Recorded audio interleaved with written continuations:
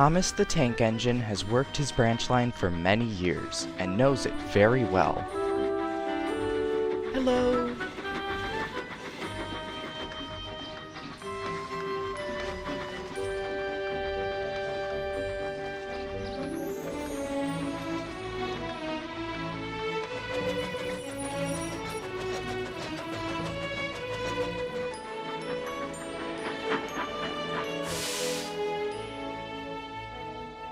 You know just where to stop, Thomas, laughed his driver.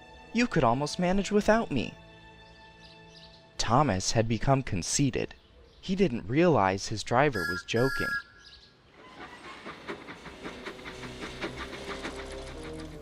Later, he boasted to the others. Driver says I don't need him now.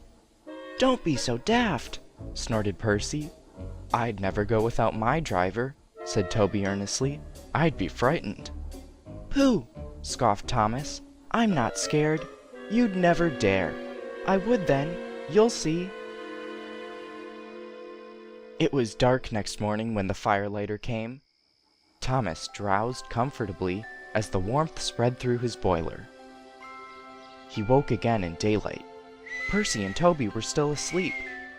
Thomas suddenly remembered. Silly stick in the muds, he chuckled. I'll show them. Driver said I could manage without him.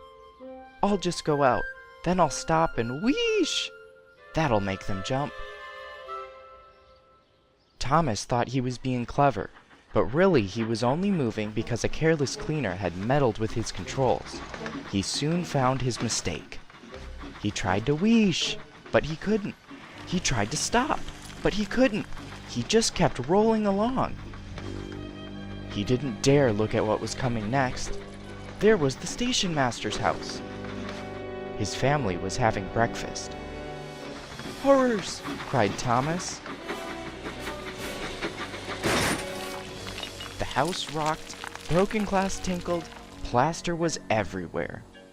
Thomas had collected a bush on his travels. He peered anxiously into the room through its leaves. He couldn't speak. The station master grimly strode out and shut off steam. His wife picked up her plate. You miserable engine, she scolded. Just look what you've done to our breakfast. Now I shall have to cook some more. She banged the door.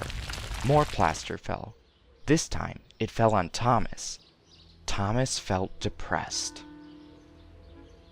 At last, workmen propped up the house with strong poles and laid rails through the garden. Meanwhile, Donald and Douglas arrived.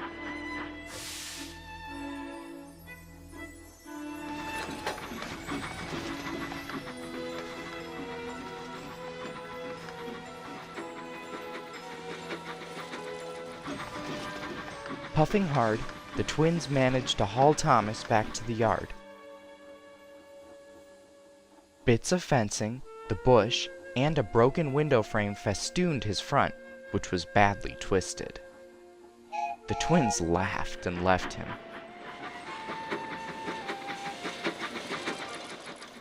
Thomas was in disgrace. There was worse to come. You are a very naughty engine. I know, sir. I'm sorry, sir. You must go to the works and have your front end mended. It will be a long job. Yes, sir. Meanwhile, a diesel rail car will do your work. Diesel, sir? Thomas spluttered. Yes, Thomas. Diesels always stay in their sheds till they are wanted. Diesels never gallivant off to breakfast in station masters' houses. The fat controller turned on his heel and sternly walked away.